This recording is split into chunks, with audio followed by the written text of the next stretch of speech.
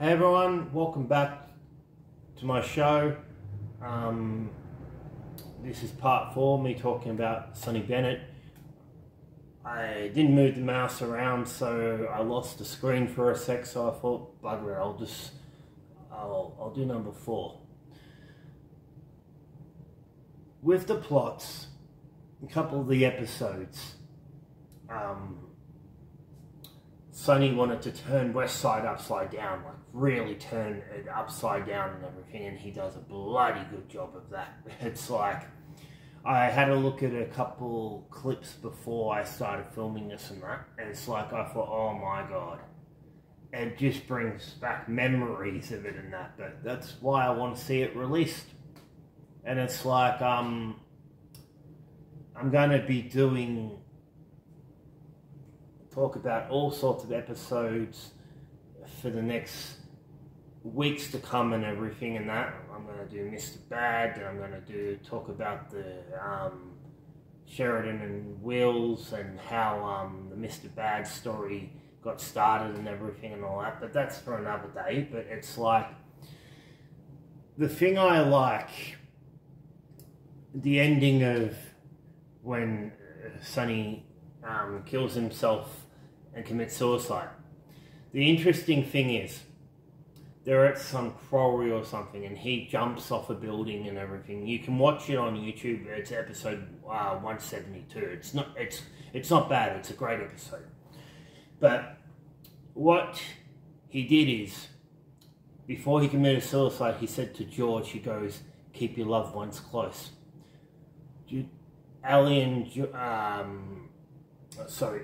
Ellie and Bob, so not George, I meant Ellie and Bob, walk out of there. They go to Ellie's car, but before you know it, you hear him doing a voiceover, and he's wired her car with his shotgun. Ellie got shot, and Bob's beside himself and that. But that's what I'm talking about, twists in a show. That's how good it is, folks. It's like, you think the bad guy's gone, but he thought he could take someone else with him, but it didn't work. That's why the show is bloody good in my mind, and that's why I really like it, because you have all these twists and plots. It's like Sonny's way ahead of Max and George, the whole of West Side. It's like, in my mind, the show has adrenaline. It keeps you guessing to the very last minute and everything and that. And yeah, that's why I want to see Viavision Entertainment release the best of Sonny Bennett. They could put whatever they want on it. It's like when they release movies like Halloween and that on Blu-ray. They put whatever they want on it. The fans end up paying for it anyway. It's like the day they release the best of Mr. Bad or the Sonny Bennett ones, the day they release that, I'm buying it. The very day they release it, I'm purchasing it. Because it's like, I'm surprised Channel 10 haven't put it onto their streaming service in this country. I really am.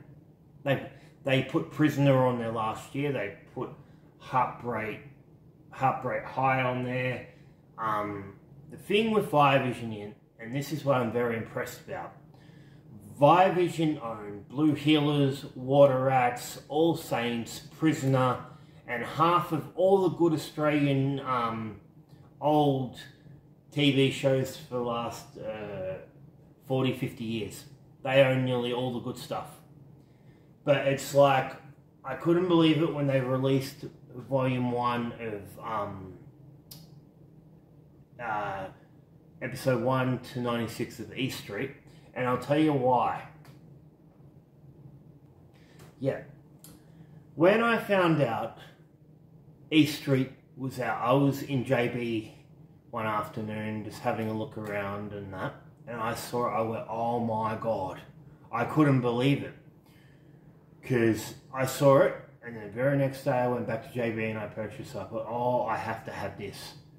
But I realised it was only volume 1. And after I finished watching it, because it was, I started watching it around Christmas and that. It took me a few weeks to watch. Then I thought to myself, okay, they've done volume 1 to 96.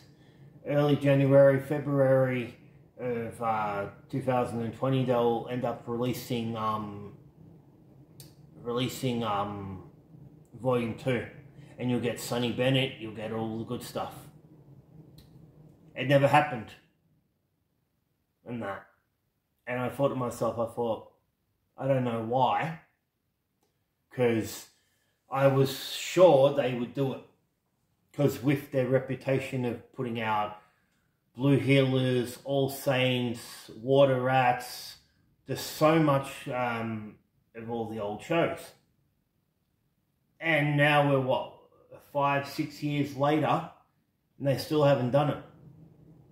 But it's like, it's what really got me. It's like, why wouldn't they want to have volume 2? The Sonny Bennett episodes would go through the roof, basically. They had, in 1993, they had 3,800,000 people watch the final episode of East Street.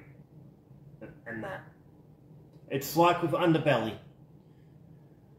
The original Underbelly, when that aired here in Australia, that went down in TV history. And that. Because it had a good cast. East Street people loved it. It had drama. It had drama, action, tragic, everything. East Street's was a great soap opera. It's like a lot of the cast you'd see over the years in like Home and Away, Blue Heelers, and that. But I do believe sooner or later Volume 2 will get released of East Street. It only makes sense. If I sat down and I worked out how many people every day watch the last 110 episodes of East Street on YouTube, and it's poor quality, and that, it's when Sheridan and Wills go on the run, and they drag that out because you have Simon Baker that come in and played Sam in East Street, another bloody good actor. You have all these really cool actors. They're looking for Sheridan Wills. They're on the run. They have this hideout. Then they get married. Then George gets them out of the country and that, because it's like their hideout is actually shot up and everything and that. It's like then they got married. Then Sheridan Wills got married, and then George, they end up going to some island for their honeymoon. Then they've left the show at that time. But it's like that. Those episodes keep you on the edge of your seat. It's like a roller coaster. It's like yeah. But what I forgot to say in last night's when I did my video talking about East Street and that, how Mr. Bad got started. Sheridan Sturgis owned double TBA. That She was in the entertainment industry and all that. A very successful business lady. The producer and director, Forrest, liked her in a country practice, then cast her for this business lifestyle role in East Street and everything and that. It's like she's awesome in it, and it's like, but she meets Stephen Richards, but then she starts having nightmares about her when she was young, because I have to watch that episode again, but it was 30, 40 years earlier. Sheridan witnessed it, and you see it in flashbacks. She witnessed Mr. Bad. Mr. Bad killed her best friend Becky Campbell, and she'd have nightmares. Then after she met Stephen Richards, she started having nightmares, and she started to fall completely apart. But what I think with the writing of that is really, really cool. How Sheridan falls in love with Stephen and that. You know, he's so bad and evil and everything, but it's like the writing in it is just brilliant. You couldn't make a show like this in Australia today, I don't believe. But they had it planned for months. Apparently, I think Vince is the actor who played Stephen Richards, Mr. Bad. He was there for, I think, 4 or 5 months worth of work, but it ended up being, I think it was nearly a year's work, but they worked very fast in those days. But they had it planned out how they were going to just do the show and have every episode it's like, with what Umbrella released, they did it in 2 volumes. There were 20 episodes in the first volume, and there were 20 episodes in the second one. So you got 40 episodes all up. So I think it was nearly a year he was on the show, but they really knew how to do it and really keep the audience coming back week in, week out. And Mr. Bad and the Sonny Bennett ones are what the fans remember.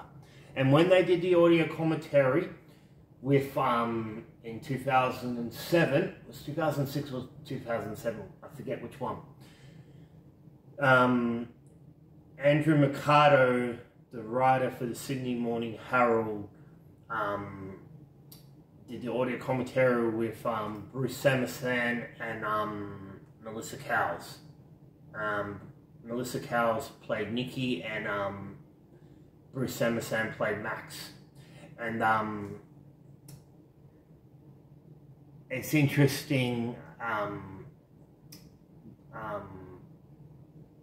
Andrew Mercado says on it, we didn't know where to start. It's like people would ask him, why didn't you do the Sonny Bennett ones and that? But it's like I said before, that's what I would have done. If I would have released the best of Sonny Bennett, then I would have a month later I would have put out, if